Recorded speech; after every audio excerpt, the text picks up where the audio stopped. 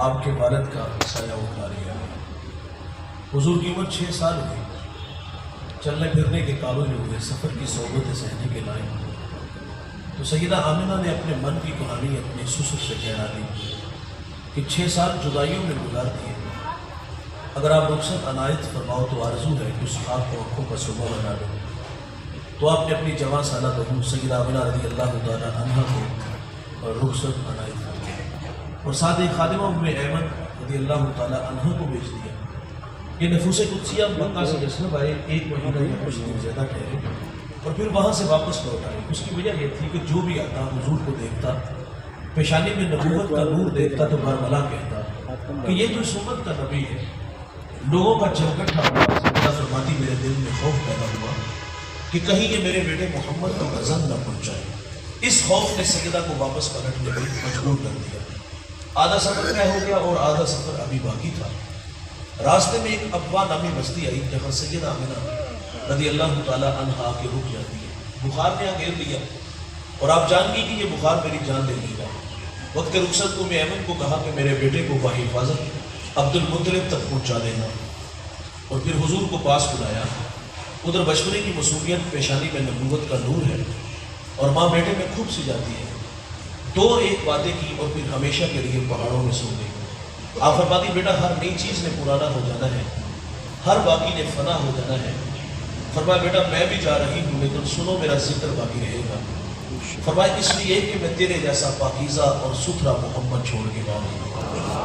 سانسوں کی مالا ٹوٹ گئی، موتی فضا میں بکھرے، ماں سے لپٹ کے روئے، ننھے ننھے ہاتھوں سے کالے پتھروں کی قبر بنائی، اس میں آنسوؤں کا چھڑکاؤ کیا۔ پھر جہاں تک ماں نظر آتی رہی میرے نبی پلٹ پلٹ کے ان کالے پتھروں والی قبر کو دیکھتے ہیں۔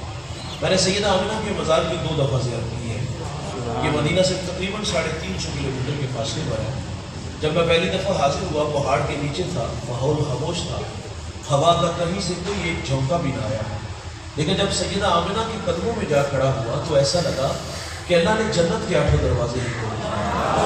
آج بھی جنت سے ٹھنڈی ہوائیں سیدہ آمنہ کو سلام کرنے آتی ہیں۔ میرے ساتھ کچھ دوست نے، میں نے کہا یار آج ہم بھی یہاں سے جس طرح حضور ماں سے پچھڑے تھے، رخصت چاہی تھی، آج ہم بھی یہاں سے ہی واپس جائیں گے۔ یقین جانیے کہ جب ہم نے پہلی دفعہ پلٹ کے دیکھا تو حضور کا بچپنا یاد آ گیا اور وہ تڑپتی داستان سامنے آئی تو پھر ہماری ہچکیاں اور سسکیاں مقام بدر تک تھمنے کا نام نہیں لے گئی تھی۔ ام ایمن کہتی میں پہاڑ سے لے کے جب نیچے آئی تو پلٹ کے دیکھا تو حضور میرے ساتھ نہیں تھے۔ آپ فرماتی میں پھر جلدی سی پہاڑ پہ چڑھی تو میری آنکھیں کیا دیکھتی ہیں، حضور ماں کے سرانے کھڑے ہیں اور وہاں کھڑے ہو کر کہہ رہے تھے امی جی آپ تو جانتے ہو کہ میرا اس دنیا میں آپ کے سوا کوئی نہیں۔ ام ایمن کی جان نکل گئی، سینے سے لگا لیا۔ میرے نبی فرمایا کرتے تھے ام ایمن میری ماں کے بعد میری ماں لگتی ہے۔ ایک صحابی کسی کو آگ دیتے ہوئے کہہ رہے تھے وہ کالی ماں کے بیٹے، حضور جلال میں آگے فرمایا پیمانہ اچھا لگ گیا، پیمانہ اچھا لگ گیا، پیمانہ اچھا لگ گیا۔ فرمایا کسی گوری رنگت والی ماں کے بیٹے کو کالی رنگت والی ماں کے بیٹے پہ کوئی فوقیت حاصل نہیں۔ فرمایا اگر ہے تو وہ تقویٰ ہے۔ فرمایا مجھے جس نے جنم دیا وہ گوری رنگت والی اور جس نے میری پرورش کی وہ کالی رنگت والی۔ آقا فخر سے فرماتے ہیں کہ میں محمد و یک وقت 2 ماؤں کا تنہا بیٹا۔ 6 سال کی عمر میں ابا کی بستی میں سیدہ آمنہ خاموش ہو گئی۔ پھر کفالت کا ذمہ آپ کے دادا جان جناب عبد المطلب رضی اللہ تعالیٰ عنہ نے اٹھا لیا۔ بے پناہ محبت میری دادا جان سے، کھانا کھاتے ہیں ساتھ بٹھاتے ہیں، سوتے ہیں تو پہلو میں لٹا لیتے ہیں۔ ذل کعبہ عبد المطلب کی مسند رشتی تھی جس پر بیٹوں کو بیٹھنے کی ضرورت نہیں تھی، لیکن حضور لاڈلے بڑے تھے، دادے کی مسند پر جا کر بیٹھ جاتے تھے۔ بے پناہ محبت دادا جان سے ملی لیکن غم کی کہانیاں ٹوٹی نہیں، سیلاب تھما نہیں۔ 2 سال گزرے کہ جناب عبد المطلب کا بھی انتقال ہو گیا۔ رابع لکھتا کہ مکے کے بازار سے جب عبد المطلب کا جنازہ اٹھا، آگے آگے جنازہ تھا اور پیچھے پیچھے ایک 8 سالہ بچہ تھا جو مکے کی کبھی اس دیوار سے لپٹ کے روتا ہے تو کبھی اس دیوار سے۔ پھر کفالت کا ذمہ آپ کے چچا جناب ابو طالب نے اٹھا لیا۔ چچا سے بھی بے پناہ محبتیں ملی، کھانا کھاتے ہیں ساتھ بٹھاتے ہیں، سوتے ہیں پہلو میں لگاتے ہیں۔ حضور فرمان چڑھے، زندگی میں امتحان بڑے آئے، عام الحزن آیا، وہ غم کا سال جس میں شفیق چچا اور آپ کی رفیقہ حیات حضرت خدیجہ کا انتقال ہو گیا۔ اس سال کا نام غم کا سال تھا۔ حضور گھر میں لگ کے بیٹھتے لیکن پھر کار نبوت کی ذمہ داریاں میرے نبی کو میدان عمل میں لے آتی ہیں۔ آپ کے بعد قوم کے رویے کیا تھے؟ حضور لا الہ کی دعوت دیتے ہیں، کانٹے بچھاتے ہیں، گڑھے کھودتے ہیں، اوجھیاں پھینکتے ہیں، گلے میں رسی ڈال کے تو دیتے ہیں۔ 3 سال شیب ابی طالب میں محصور رہے، سوشل بائیکاٹ ہوا، ماؤں کی چھاتیوں سے دودھ خشک ہو گیا، بچے بھوک کی وجہ سے روتے ہیں، مائیں دودھ پہ تھپڑ نہیں مارتی بلکہ اتنا کہتی ہے اگر تمہارے رونے کی آواز کافروں نے سنی تو وہ تمہارے نبی محمد کو تانے دیں گے۔ بچے خاموش ہو جاتے ہیں۔ صحابہ کہتے ہیں ہم نے پتے کھا کے گزارا کیا، چمڑے بھگو کر کے گزارا کیا۔ ایک صحابی کا بیان نظروں سے گزرا، آپ فرماتے مجھے اتنی شدت کی بھوک لگی ہوئی تھی کہ ایک گلی جگہ میرا پاؤں آیا، نہ جانے وہ کیا تھا، اٹھایا اور کھا لیا۔ آج تک یہ خبر نہیں کہ وہ چیز ہے کیا تھی۔ وہ بھائی ان راہوں پہ چلنے والوں کو آزمایا جاتا ہے، انہیں دکھوں سے دو چار کیا گیا۔ حضور فرماتے میں مکہ سے طائف آیا کہ وہ پڑھے لکھے لوگ ہیں، میں انہیں اپنی بات سناتا ہوں، لیکن انہوں نے بھی دعوت کو مسترد کیا۔ حضور فرماتے میں آیا، میں نے تمہیں اپنی بات سنائی، تمہاری قسمت کسے قبول نہیں کیا، لیکن ایک مہربانی کرنا کہ میرے آنے کی خبر مکہ کے لوگوں کو نہ دینا۔ انہوں نے کہا ہم تو اس کی تشہیر کریں گے۔ سنیے گا، حضور طائف سے واپس پلٹے، طائف کا بازار ہے، 2 رویا کتارے ہیں، اوباش لٹکے ہیں، ہاتھوں میں پتھر ہیں۔ میرے نبی فرماتے میں قدم اٹھاتا ہوں تو وہ میرے پاؤں پہ پتھر مارتے ہیں۔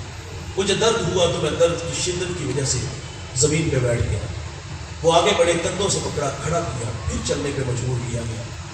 حضور فرماتے میں دوسرا قدم اٹھاتا ہوں تو وہ میرے دوسرے پاؤں پہ پتھر مارتے ہیں۔ بدن لہو لہان ہو گیا۔ جوانوں، اس دین کی بنیادوں میں پیغمبر کا خون ہے۔ یہ دین بڑی محنت سے آیا ہے۔ میں اکاڑا ایک جگہ خطاب کر رہا تھا، کچھ لوگ ناراض ہو گئے، سچا کی نے پامڑ مچنے نے۔ وہ اقبال نے کہا تھا کہ چمن میں تلخ دوائی میری گوارا کرا، کہ زہر بھی کرتا ہے کبھی کارے دریا کی، کڑوی کسالی۔ میں نے برملا برجستہ کہا، گجروں میں نہیں، نذرانے وصول کر کے نہیں، صرف ہاتھ جماغری محنت سے آیا ہے، جستجو سے آیا ہے۔ میرے رسول اس پیغام کو لے کے طائف آئے اور طائف والوں نے پتھر مارے۔ عرض کیا گیا کہ ان کے لیے بد دعا کر دیں، فرمایا میں رحمت بن گیا۔ اور وہاں ایک جملہ ارشاد فرمایا جو علماء کے لیے تھا، مبلغین کے لیے تھا۔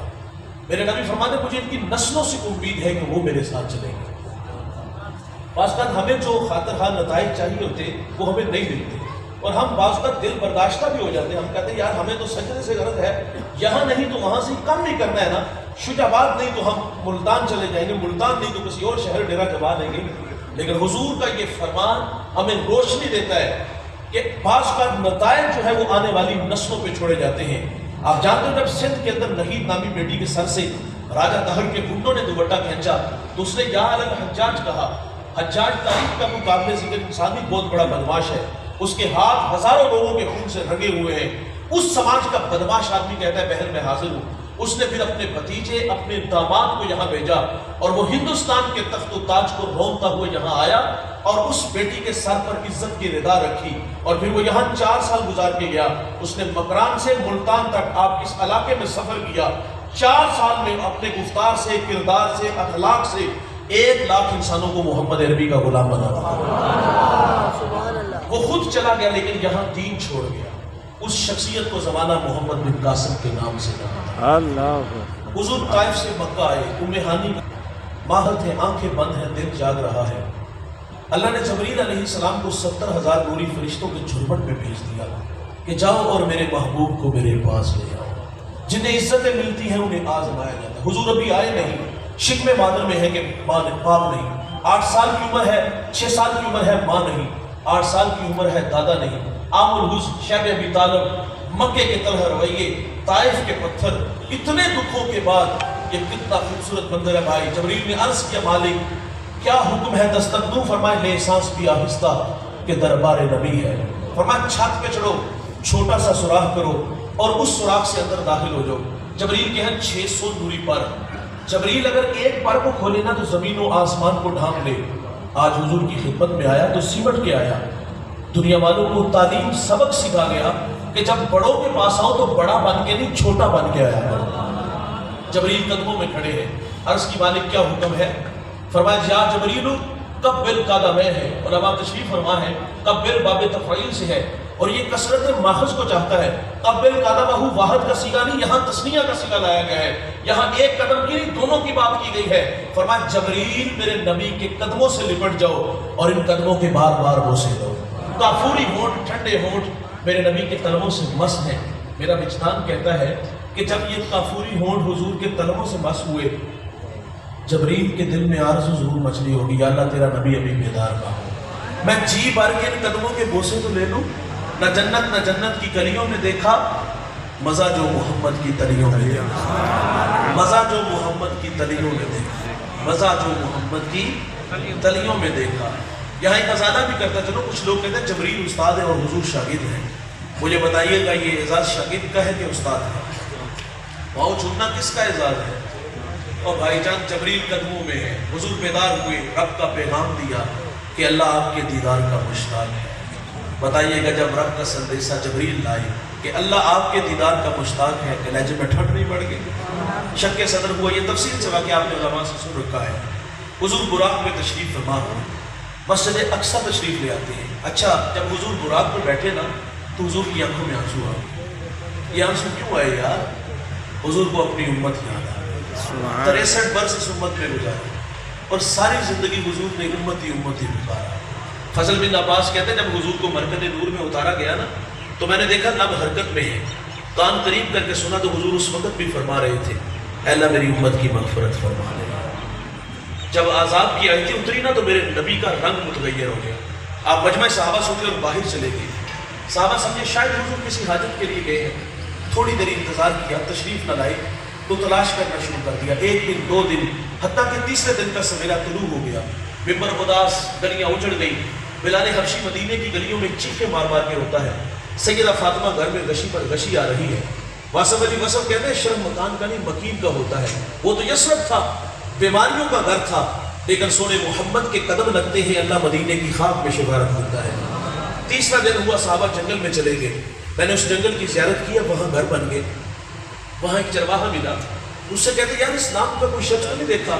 اس نے کہا اتنا میٹھا نام تو میں نے سنا ہی پہلی دفعہ ہے، ہاں اتنا ضرور جانتا ہوں وہ سامنے غار دیکھتے ہو جس کا نام جبل صلا ہے، وہاں ایک جوان ہے جو صبح بھی روتا ہے شام بھی روتا ہے، اور کہتا وہ میری بکریاں دیکھو حلقہ بنائے بیٹھی ہے، نہ کچھ کھاتی ہے نہ کچھ پیتی ہے، جب وہ روتی ہے تو یہ بھی روتی ہے۔ صحابہ نے پوچھا وہ رونے والا کیا کہتا ہے؟ اس نے کہا جب اس کے لبہائے مبارک کھلتے ہیں تو وہ رب حبلی امتی کی صدائیں دیتے ہیں۔ بے جان جسموں میں جان آئی، صحابہ اندر داخل ہوئے، آنکھیں کیا دیکھتی ہیں کہ میرے نبی کی پیشانی نوکیلے پتھر پہ جھکی ہے، اور رو رو کے اپنی امت کے لیے اللہ سے عرض کر رہے تھے۔ حضرت ابو بکر آگے بڑھے، عرض کیا حضور 3 دن جدائیوں میں گزار دیے، آپ تشریف لائیے، اللہ امت کے ساتھ بھلا فرمائے گا۔ تو حضور فرماتے اتنی دیر تک سجدے سے سر نہیں اٹھاؤں گا جتنی دیر تک اللہ وعدہ نہیں کر دیتا۔ جوانوں سنیے گا، جب سیدہ فاطمہ کو خبر ملی تو آپ مدینے کی عورتوں کو لے کے اس غار کی طرف بڑھتی ہیں، صحابہ پیچھے ہٹے اور فرشتے بھی پیچھے ہٹ جاتے ہیں۔ آپ اندر داخل ہوئی، عرض کیا ابا جان بیٹی آئی ہے، جگر کا ٹکڑا آیا ہے جس کے لیے آپ مسند بچھا دیتے تھے، فاطمہ آئی ہے۔ حضور فرماتے بیٹے مجھے امت کی محبت تڑپا رہی ہے۔ جب حضور نے سجدے سے سر نہ اٹھایا تو پھر سیدہ اپنے مالک سے عرض کرتی مالک میں نے سنا ہے جب فقیروں اور درویشوں کی دعائیں مستجاب نہیں ہوتی تو وہ سروں سے پگڑیاں اتار کے اے اللہ مجھ سے بھیک مانگتے ہیں، پھر تجھے اپنے بندوں پہ رحم آ جاتا ہے۔ عرض کیا مالک آج تیرے نبی کی بیٹی فاطمہ جس پر تو نے تطہیر کی آیتوں کو نازل کیا ہے، میں سر سے دوپٹہ اتار کے اپنے بابا کی امت کے لیے تجھ سے بھیک مانگتی ہوں۔ سیدہ کا ہاتھ ودا کی طرف بڑھا، کوہرام مچ گیا، بادلوں کی اوٹ میں سورج نے منہ چھپا لیا، ایسا لگا کہ قیامت آ گئی۔